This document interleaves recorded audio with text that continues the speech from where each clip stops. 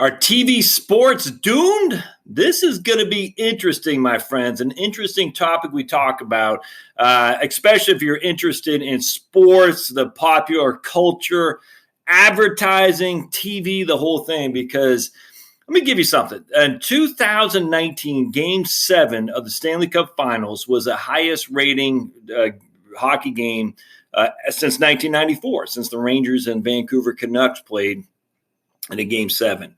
And that basically before that was the pre-era of TV sports ratings methodology. So since 1994, it's kind of like the modern era of this. And that has been the Bruins and St. Louis Blues were the highest rating Game 7 or the highest rating game in Stanley Cup history. And I think they had like at one point almost 11 million viewers, which is pretty interesting. In Toronto, when Toronto beat Golden State in Canada, at one point, 44% of all TVs were on that game. Now, not forever. There's just a short amount of time for that. But still, Canada's got, 40 million people or something like that. So that's a significant amount of people watching the Raptors play the Warriors. In America, the ratings were down pretty good, but the reason for that is because they don't take into consideration Canadian sports when they do the USA numbers. So I'm going to talk about this. There's a great article from the Big Lead that talks about the amazing resilience of broadcast sports. And I'm going to talk about it from an advertising perspective. But I'm also going to talk about it as a creator as well for you who are considering creating, because I think there's a lot of tidbits that we can take from this article and the way the culture is today that you may or may not find unless you really dive into it and think about it a little bit. So stay tuned. Please listen to the sponsors. They help pay the podcast. As always, if you like what you see, give me a subscribe. Don't forget to subscribe on YouTube. Give me a 5-star rating on Apple. Comments are always welcome, my friends. Always welcome. So I'll start with, did you watch either the Stanley Cup or the NBA Finals? Just say yes or no in the comments on YouTube, or just comment on the podcast wherever. I guess you can't really do that in the comments. So stay tuned. This is June 15th, 2019 of the Josh Stanley Podcast. Thanks now. All right, so let's dive into this article from a Big Lead, or it's The Big Lead. TheBigLead.com is from June 12th, 2019. I'll put a link in the show notes. A party like it's 1969, the remarkable resilience of live sports on broadcast TV. So let me just share with you a couple of things. You may or may not remember. If you don't follow sports, you probably don't. But there was a great Heidi crisis when the Jets and the Raiders went OT in 1969 or something like that. Maybe I can't remember. But anyway, the Jets and the Raiders went, and NBC switched to beginning of a show called Heidi. I forgot what it was. This is a little bit before my time, but I've always been interested in sports. Always the Raiders in particular. I loved the Raiders growing up because my grandpa had season tickets to the Oakland Raiders. And I had Ken Stabler, Dave Casper, you name it, all the posters. I had Raiders trash can, which I still have to this day. But anyway, so what they did is they switched off. They had contractual obligations at like 8 o'clock prime time to leave the game, even though it was going to OT, to switch on to the regularly scheduled programming. And that led to all kinds of controversy, and they've since gotten around that, and they don't do that anymore. So the issue, though, why do I say it? Is because back in the old days, everybody watched sports on TV. We didn't have cable. We had the big four. We had PBS, or was PBS? Yeah, whatever it is PBS, right? NPR's radio, PBS for TV. You had ABC, NBC, and CBS. That's it. And so sports, they had boxing was huge back then. Baseball was huge back then. Football wasn't as big, but starting to become big. And now baseball doesn't hold anything near football at all. In fact, basketball is higher rated than baseball. But the point is in the 60s, 70s, and 80s, sports dominated TV like you wouldn't believe, all right? And so if you're an advertiser, if you want to get your message out there, you got it out there and using sports as your platform without question. So a lot of people since Netflix, Amazon, since cable, since YouTube, that those days are gone, and they could not be further from the truth. So let's read this article by Ryan Glass-Steagall, which, again, I find it incredible. And we're going to read parts of this. All right, so let's go with this. Put yourself in the mind of someone in charge of advertising something nationally. The product doesn't really matter. It could be light beer, a blockbuster movie, fast food, you name it, or even a presidential candidate. And years past, if you sought to reach the most people at one specific moment in time, your dollars could be widely distributed across sports and entertainment. Not anymore. In 2019, that money almost always has to go to live sports, most notably the NFL. And at the highest scale, it almost certainly needs to be one of the broadcast networks. Now we got Fox added to the big three, NBC, ABC, and CBS. You're undoubtedly well aware that massive amounts of entertainment television consumption has moved to ad-free platforms such as Netflix, Amazon Prime, as well towards subscription networks like HBO and Showtime. In another bucket, cable penetration dipped below 85% of American homes. Don't worry, says Ryan. This isn't a story about the death of cable, which has displayed its own resilience of late, but the cord cutters are a factor here. While broadcast networkers remain in nearly 120 million households, the result, it's a party like it's 1969 if you're an advertiser and you want to advertise nationally. In comparison to commercial-supported scripted entertainment programming, which has fallen off a cliff, commercial-supported scripted entertainment programming has fallen off a cliff. Live sports have commanded dominance of the TV advertising markets by holding serve. As one network source put it, according to Nielsen Media Research, in 1998, one commercial and 20 premium sports events would have delivered 467 million impressions. And in 2018, one commercial in those same events would still deliver 438 million impressions. The sports supply has overwhelmingly endured while there are comparatively scant opportunities to sponsor dramas and sitcoms. So when you think about it, in 1998, one commercial and 20 premium sports events, you would have had 467 million impressions. That means that would come up in people's feed that many times. Fast forward to 2018, it's just a little bit less than that. Yet that has dropped off a cliff for other sponsored dramas and sitcoms. There's no more Seinfeld. No more, I don't even know what it is anymore. That's out there anymore. Cheers. Remember that? Tom McGovern, the president of Optimum Sports, which does media buying, planning, and sponsorships for blue chip brands like Apple, State Farm, and PepsiCo, explains the implications from an advertising perspective. As the world has fragmented and with the emergence of performance media and data, there has been some tactical change towards targeting and buying a specific audience. But what's a key in every marketing program and media image modeling is reach. So over that time, the decline of entertainment has happened. The need for reach is still there. There are not a lot of opportunities to obtain reach. Sports remains that, especially the NFL. So I want to read that because let me tell you what he's saying here. And there has been some tactical change towards targeting and buying a specific audience. But if you need reach, there is nothing left except for sports, and in particular the NFL. But I want to talk about that because I think that's critically important for you if you're an advertiser with your own little brand, or if you're a big buyer. You got to understand there's two significant differences. So let me just tell you how I do it. I do some advertising on Facebook. I haven't done it for a while. I need to get back into that. I do certainly advertising on Amazon. Every now and again, I'll do a Google advertisement on YouTube. Now, for those, I have specific targeting, specific audiences, which is hugely important for me. I do not want some 23 kid who's talking about anime. I don't care about that for my advertising audience. I want a soon-to-be retiree or someone's looking at retirement planning is concerned with. That's what I want to target. And the more specific I can get, the better what's called cost click-through ratio, my CTR will be. So let me give an example. And there's a book out there by Robert Cialdini or Cialdini, I forgot. No, it was Al Rees and Jack Trout. That's what it was. Al Rees and Jack Trout. Oh man, I can't remember what the book is called, but Robert Cialdini is called Influence.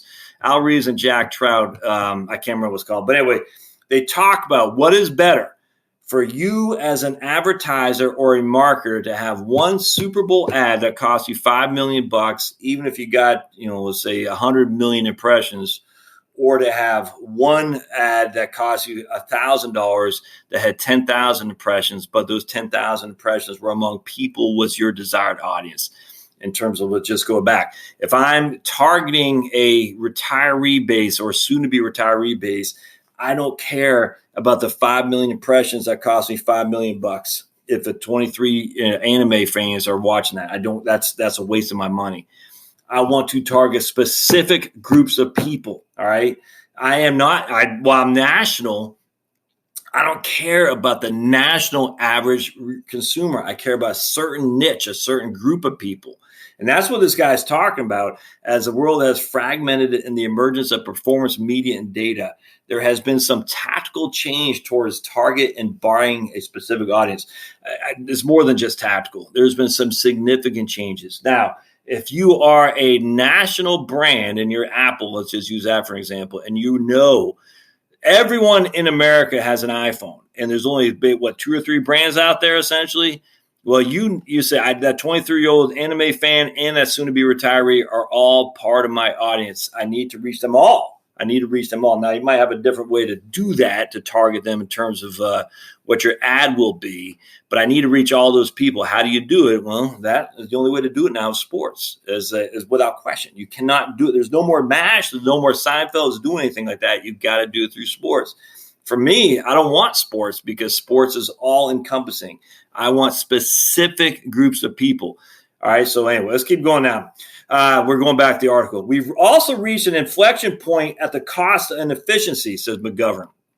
Sports has always been very expensive to reach a mass audience over time, but as the supply of inventory in entertainment, particularly prime time, has decreased so much, the cost has increased dramatically in the supply and demand world, just given the declining supply. And what he's saying is, if you're trying for a mass audience, there just isn't the supply anymore. There isn't. I mean, what's the Modern Family?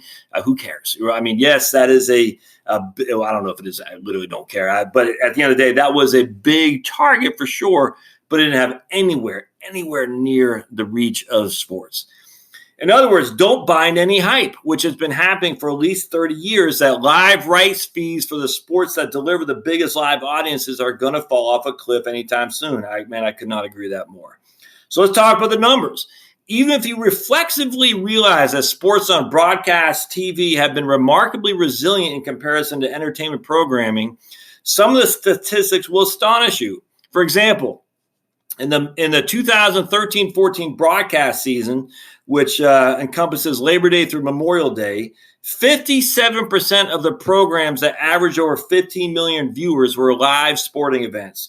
Sitcoms and scripted drama accounted for 31%. So in 2013, basically 60% of the shows that had 15 million viewers were sports, 30% were scripted sitcoms and dramas, and I don't know what the other 10% was. However, in 2017-18, sports comprised of 85% of the telecasts that hit this benchmark, while sitcoms and scripted drama combined for just 8%. If you take the full year of 2018, 89 of the top 100 most watched TV programs on TV were live sporting events. The NFL accounted for 64 of those 89. The Olympics had 13, college football 6, the NBA had 4, and college basketball and Major League Baseball had 1 apiece. I would say the college football is stupid not having a college football playoff. And if the NFL has 64, college football had a playoff, it would never take out the NFL, but it'd be certainly higher than 6. NFL games comprise the 7 most viewed TV programs of 2018. In the top 20 programs of the year, only 2 were not live sports. The Academy Awards and an episode of This Is Us that aired right after the Super Bowl. I don't know what This Is Us is, but the only 2 top 20 programs of the year, one was the Academy Awards and one was the episode that aired right after the Super Bowl. And I guarantee it's fallen off a cliff since then because the Super Bowl led into it. Of the aforementioned 89 sporting events, 83 aired on broadcast TV. 5 of the 6 programs exclusive to cable were college football playoff games on ESPN.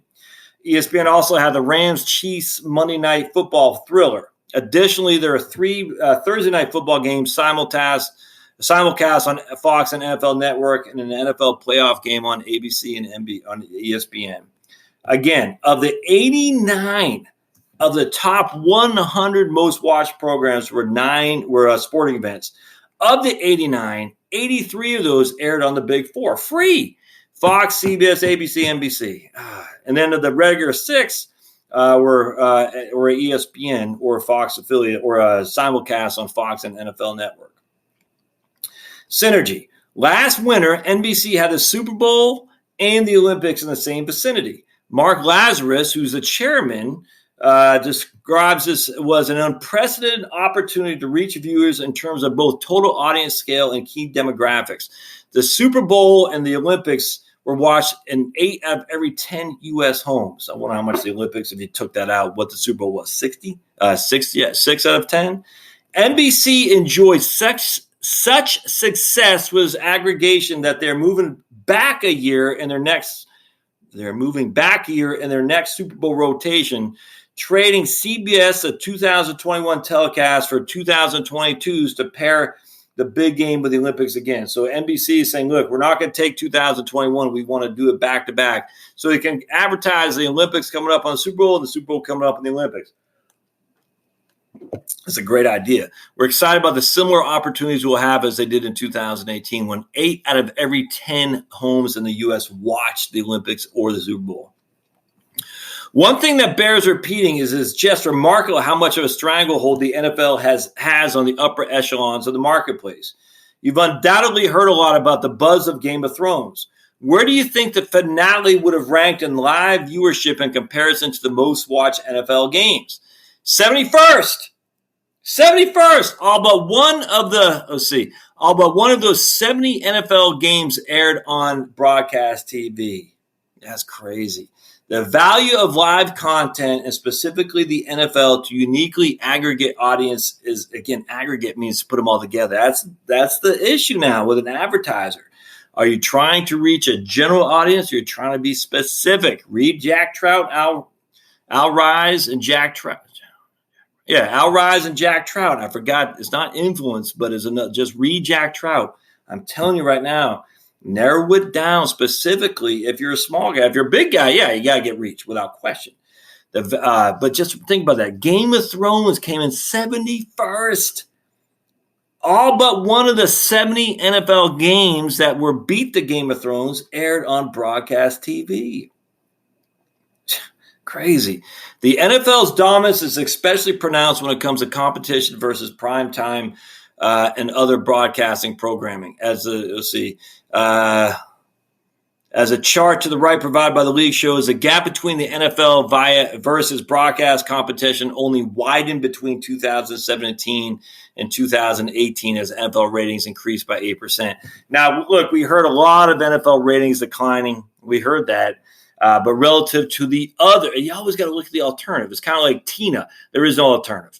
And that's what I say about stocks. Everyone's like, oh, stocks are too expensive, blah, blah, blah. So what's the alternative? You got to look at the alternative place to invest your money, or if you're an advertiser, the alternative place to invest your advertising. It's certainly not going to be in a newspaper. It's not going to be on your local affiliate showing reruns of Seinfeld. It's going to be in the NFL. If you want the broad reach in the Atlanta market or national. But now, with that said, the NFL isn't out of the woods. I mean, we do know for a fact attendance at NFL games has fallen off a cliff. And it'll be interesting to see how that shakes out. I'm not quite sure what that means, if even the NFL cares. At the end of the day, I know they care because without cheeks and seats, it doesn't look as good on TV.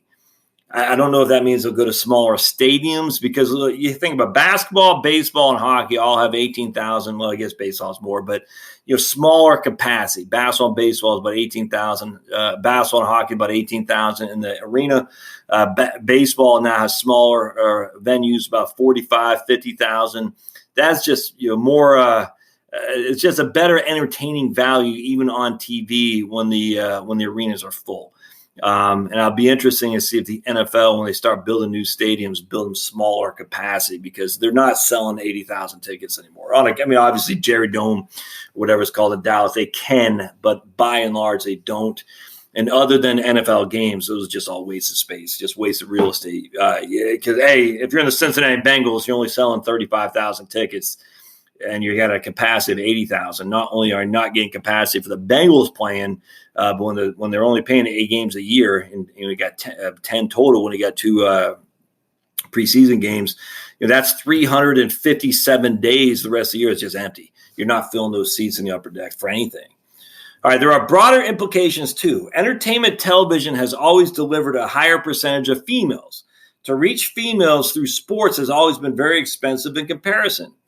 But when you do some of the side-by-side comparisons to entertainment programming, we're beginning to hit the inflection point of where the real-time effective cost of reaching females in sports is not as cost prohibitive. If you rank programming like the NFL against other entertainment, even as it relates to just females, it's still going to rise to the top. They got a picture of some guy. I'm not sure who that is. But while the NFL dominates, the rest of the spectrum is also performing very well. The Olympics have won the night for NBC versus the other broadcast networks 74 straight nights. They've beaten the other three networks combined for 35 nights. So the NBC beat ABC, Fox, and CBS combined 35 straight nights. That's nuts. And they beat all the other ones every time it's been on. The NBA Finals on ABC has won the evening on television 69 straight nights. It's almost certainly, it did in Game 6 the other night. And it's not uncommon for the Stanley Cup Finals on NBC to win the night either, which it just did the other day, because they had their best ratings ever.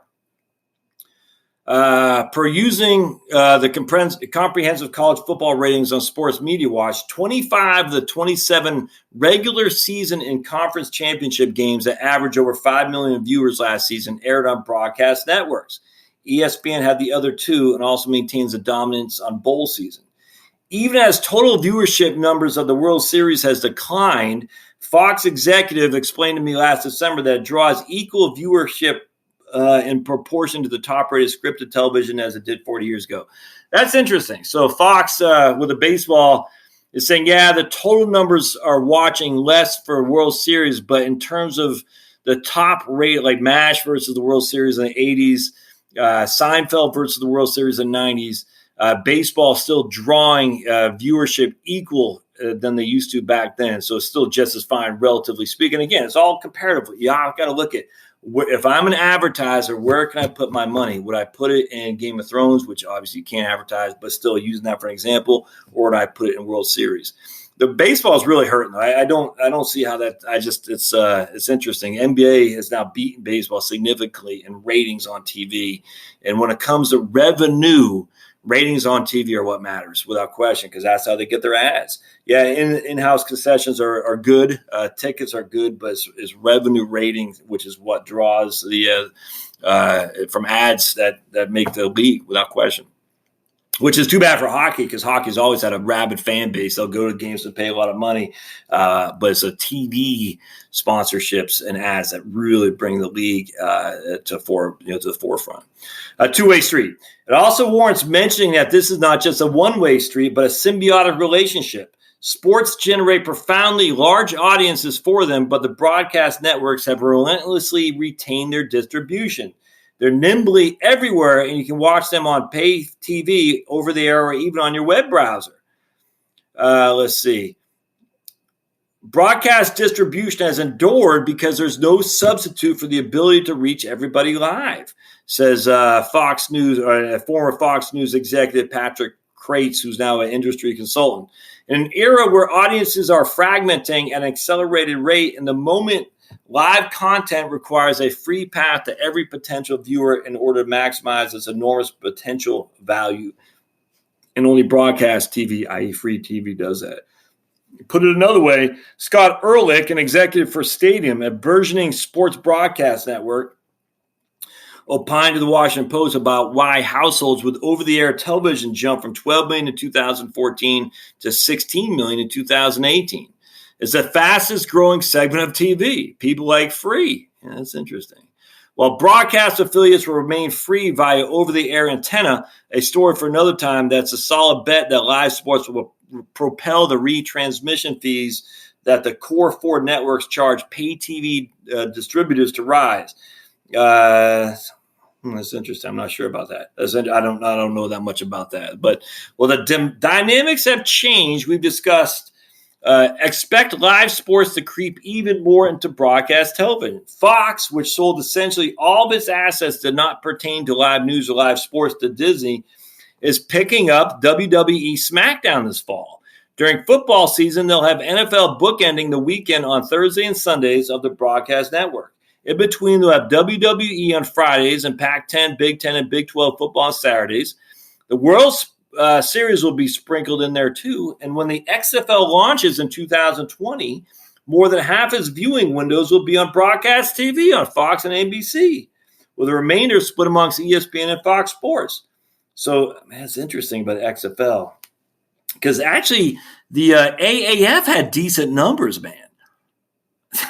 Actually, I want to see. I have to look at the XFL numbers versus, let's look at Modern Family. It'd be interesting. So let me finish up this and I'll look at that. Because that will be interesting to see. Because let's say the AAF drew 4 million viewers. What did the other ones draw in terms of its competitors? You know, it was Modern Family, Jimmy Kimmel Live or something like that.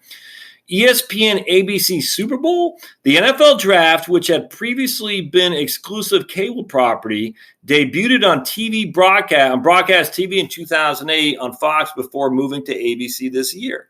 A few months ago, my colleague Bobby Barak theorized that ESPN and ABC can conceivably get in the Super Bowl rotation by carving out a new incremental package of international Saturday and holiday games in the regular season, putting them on ABC. While we keep hearing about FANG, Facebook, Amazon, Apple, Netflix, and Google, how FANG will inevitably jump to the fray with live rights, in my personal opinion, it's far more likely that this upcoming round of NFL negotiations, in particular, will see a meaningful exclusive package land on the fourth broadcast network in ABC than with a tech computer streamer. I agree with that. First of all, the companies that are making the most waves with exclusive streaming are not FANG, but the television incumbents or startup ventures. ESPN Plus has the UFC, college sports and soccer. NBC has English Premier League, streaming live. Turner Sports under the AT&T umbrella has soccer, now pay-per-view. It goes over the litany of stuff. Television still has very significant advantages when it comes to live content, says Mulville. Our delivery system is reliable whether the content is viewed by a million or 100 million. It's also quicker than streaming, which will put broadcast content in a better position to capitalize on in-game wagering in the future. And for our advertising partners, our audience data is ethical, opt-in measurement of actual human beings, not surveillance or bot traffic. That's interesting. Man, I don't know. Nielsen gets some kickback on if Nielsen is actually as reliable as what they say. Kind of like the polling. How do you poll people? We use the. The polling is just off. Is lost off his rocker. Nielsen. There's a lot of controversy there too. To his point, however difficult it may be to nail down exact viewership totals, television is measured on a level playing field by Nielsen. The networks are federally regulated, which appears to be coming to big tech internet content, but isn't quite there yet. If you're buying an ad on NFL Sunday or anywhere else in sports, compared to placing in the wild algorithmic online jungle right now, you have zero concerns about it playing anywhere in the vicinity of raw videos of a mass shooting or something like anti-vax commentary. So basically what he's saying is if you're buying an ad on NFL, you don't have to worry about being corrupted by anti-vax protagonists or mass shootings. Like puts the two together. That's crazy. We also haven't seen yet if any streamers truly have the bandwidth to handle anywhere near the audience that linear television regularly distributes on a broadcast or cable. Yes, we do. We do know that. Lots of channels on YouTube deliver more audience than CNN does, even Fox. In terms of Fox political shows. Up to this point, the most ambitious exclusive streaming has pertained to monetizing comparatively niche fan bases. Yeah, but that's not a bad thing. He makes light of that. I completely disagree. I disagree with some of his take, but I completely agree with the assessment of sports.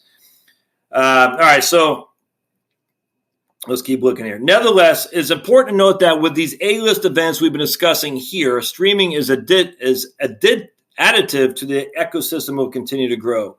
The NFL, for example, has deals with Verizon that are incremental to their television rights. On a Thursday night football game between the Saints and Cowboys last year, there are 21 million viewers on television and 1.1 million audience for streaming. Again, how legitimate that 1.1 is, I don't know, but that's what they're saying. Yes, about 20 times as many people watch that game on TV as via streaming, but the streaming audience alone would be ranked among the top 15 programs in cable primetime this past year. Exactly. That's what I'm trying to say. When it comes to cable TV and YouTube, so this guy, he's playing on both sides. He talked about YouTube with the anti-vaxxer and Facebook streaming a shooting, but look at Louder with Crowder. That guy gets hundreds of thousands. Wrangle Star, Tim Pool, even the Young Turks, they get hundreds of thousands of views. CNN doesn't get that. So he says, streaming is bad because you could be thrown in with all these guys, and yet he still talks about cable TV. At least you know you're not getting that. No. Broadcast TV, yes. Cable TV, no. Cable TV is a cesspool. We know that. Broadcast TV, on the other hand, if you want a national audience, a wide audience, the sports is the way to go, without question. Cable TV is now a niche itself, other than sports. They're competing with YouTube. They're competing with YouTube for that niche audience. So if you want to reach out to liberals, you advertise on Young Turks or you advertise on MSNBC or both. That's a fact. If you want a wide audience, though, you don't advertise it either. You advertise on sports TV. Finishing up, the bottom line is that ad-support live sports are comparatively thriving across all platforms right now, but especially broadcast television, as advertisers have less and less other options to secure considerable audience reach. People will find big live events when they're on broadcast or cable, says NBC executive Mark Lazarus. With more quality content available on more platforms than ever before, there's a great emphasis on live events, particularly sports, to deliver large audiences. Yep. The trend in decreasing cable homes makes it more of a challenge to reach as many households as broadcast.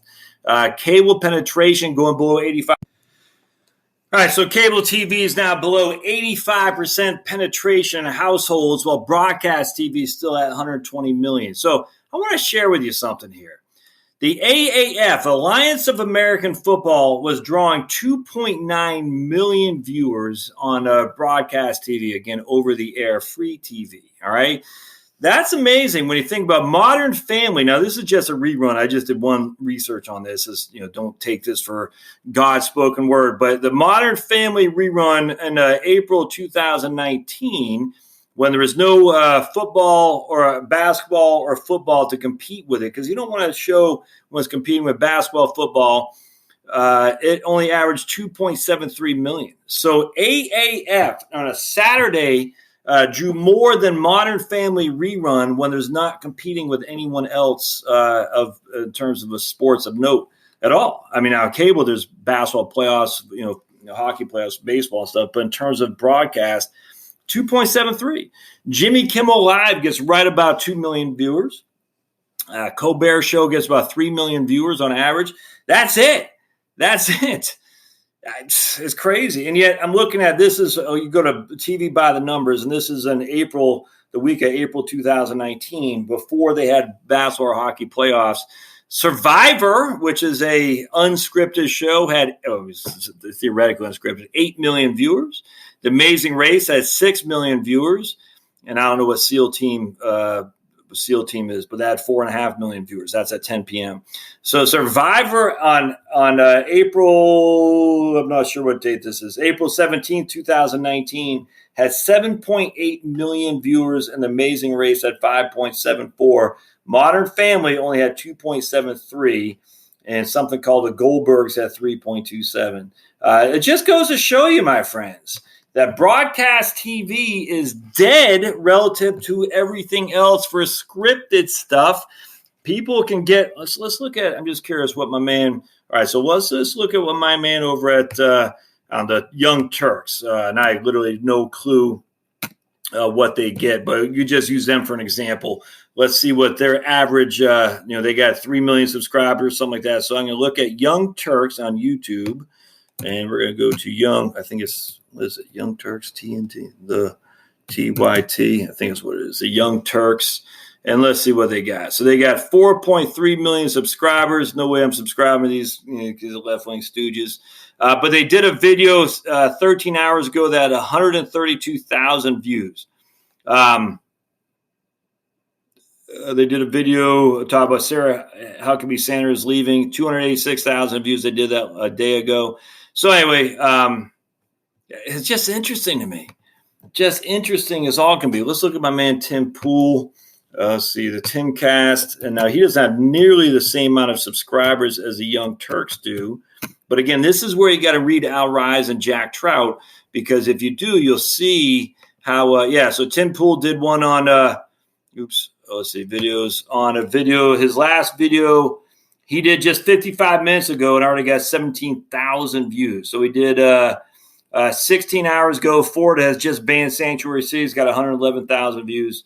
Isn't that interesting? And let's go to Steve Crowder and just see Steve Crowder. And the point about that is these are just YouTube guys. And they're getting not to the same extent as Jimmy Kimmel Live necessarily, but pretty doggone close. So here's Stevie Crowder. 20 hours ago, he did a video discussing his YouTube ban. He got 139,000 viewers. So the point is, unless it's football or unless it's live sports or live programming to some degree, why would you spend, if you're a marketing person, hundreds and thousands, if not millions of dollars advertising on Modern Family when you can split it up to the Young Turks, to Tim Pool, you can split it up to freaking AAF football. You can split it up in any capacity you want. So you say, look, I need to reach women. Well, advertise on, I don't know what it is, some women-focused YouTube channel, whatever it is. I don't know what it is. I need to reach sports fans. Advertise on AAF, live sports. I need to reach hockey fans. I need to reach sports fans, young males in their 34 to 55 years old. They're going to be watching NHL. Advertise there. It's going to be a whole heck of a lot cheaper than advertising on Jimmy Kimmel Live. And then you can split up. You can have more advertising on YouTube, advertising on sports. I would, without question, I would say, look, I'm going to hit this target audience. I'm going to advertise on Young Turks for my liberal base. I'm going to advertise on Steve Crowder for my conservative base. It'd be a heck of a lot cheaper than advertising on Jimmy Kimmel, where I'm only getting liberals anyway. Secondly, I can still do live sports and live programming to get a wider net, and so I can split up my advertising dollars. Why would you not do that? And the reason I know they don't do that is because of corporations who they just love. When I say this until I'm blue in the face. When I was at USAA, they love being on the rub shoulders with RG3 and all the big titans at the NFL. So the USAA brass said, "Oh, we're going to advertise on the NFL and spend millions and millions and millions of dollars. Not that it's going to do any good for the franchise, but it makes us feel important." And that's the issue here. At the end of the day, if you're comfortable in your skin, you don't want that. You don't care about running shoulders with RG3. You just want to make sure your advertising is doing what's supposed to do, which is bringing new customers. Hey, hope you find this interesting. I'll put this link to the show notes. As always, thumbs up, 5-star rating, comment helps me a lot, and we'll see you next time. Thanks now.